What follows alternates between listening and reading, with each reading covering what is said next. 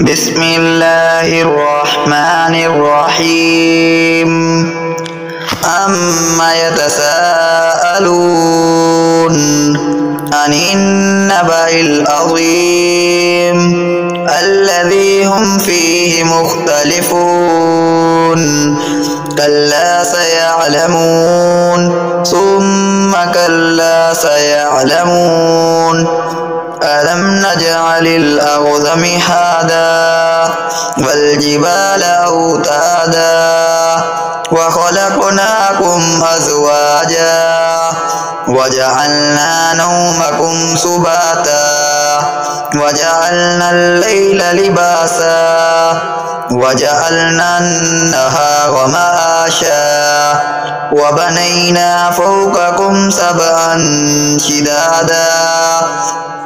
وجعلنا سراجا وهاجا وأنزلنا من المعصرات ماء ثجاجا لنخرج به حبا ونباتا وجنات ألفافا إن يوم الفصل كان ميقاتا يوم ينفخ في السور فتأتون أفواجا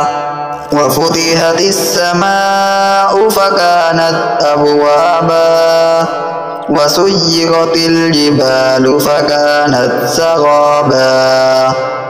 إن جهنم كانت مرصادا للطاغين مآبا لابسين فيها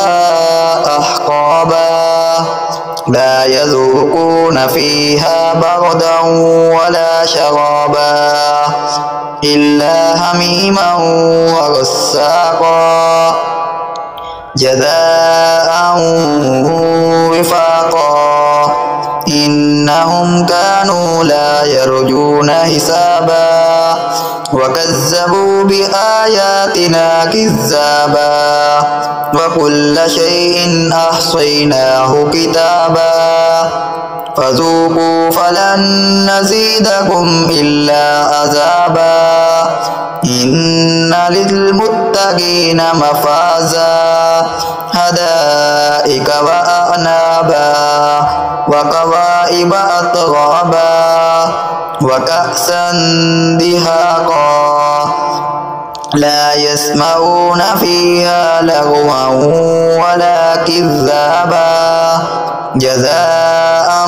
من ربك عطاء حسابا رب السماوات والأرض وما بينهما الرحمن لا يملكون منه خطابا يوم يقوم الروح والملائكة صفا لا يتكلمون إلا من أذن له الرحمن وقال صوابا ذلك اليوم الحق فمن شاء اتخذ إلى ربه مآبا إنا أنذرناكم عذابا قريبا